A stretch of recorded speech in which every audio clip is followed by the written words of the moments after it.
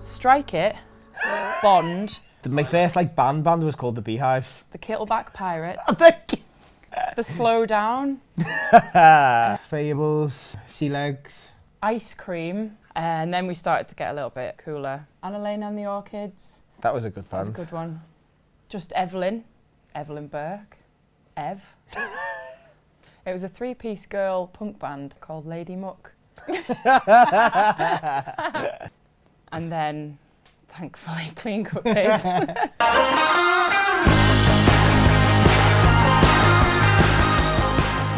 I'd done a lot of recording, a lot of like pro sessions and a lot of playing actually here, but the difference between our first Clean Cut Kid session was that we laid every single instrument that was going to be laid down on the track out, and we put a mic on every single thing, like every individual drum. There was like a coffee cup being hit for like one of the pieces of percussion.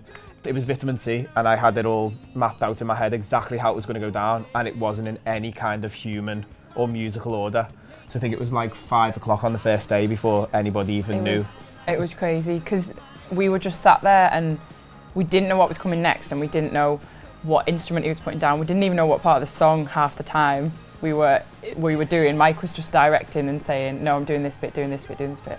I still haven't quite recorded like that since, and we did Runaway, Vitamin C the first day and Runaway the second day, which were the first two singles, and I still haven't done it like that since. You just getting the opportunity to not even think about anything. You lay down and run in and run out and have everything mic'd up, so there's just no lag between one part going down and the next being written, and it's never happened like that since, but it was absolutely amazing. It was fun. This summer has like rocketed our profile quite a lot with the singles that have come out and the radio exposure we've had and stuff, but around Glastonbury we were still a bit unsure who'd be there, whether people would know who we were and stuff, and then we walked out and there was about 4,000 people. There was 2,000 people in the tent, another 2,000 outside the tent that we could see, and we didn't quite believe that they were there to see us. We were just like, surely you've just got this wrong, and they were singing along, and it was like amazing. That was really surreal. Like, that was one of the only gigs where I literally can't remember the actual things. I just remember it all being a blur and just having the biggest smile on my face. That was cool. There's still like a disconnect between going and playing to a massive bunch of strangers and them singing the words back to you, and they're not your friends or family, and you're just like, how do you know the words to my song here? You know, there's still that thing still happens.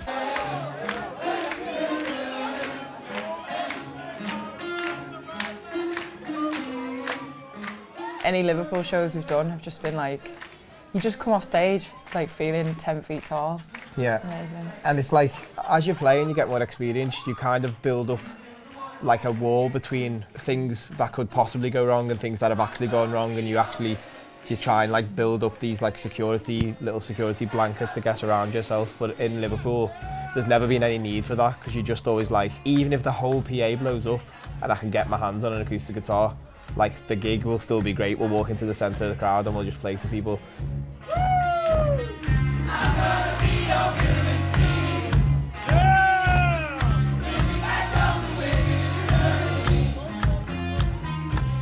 And also, we didn't get to do the years of gigging that other bands get to do, where like they've got like 4 gigs a week in Liverpool, and they really get to know the venues and they really get to know the Liverpool crowd and stuff. Like, we didn't get to do that.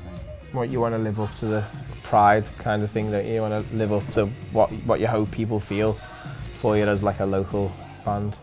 Hopefully we will. And we get to go home at the end of the night rather than to a sticky hotel. I thought you were going to name a brand of hotel. No. Like, no. All the hotels are available.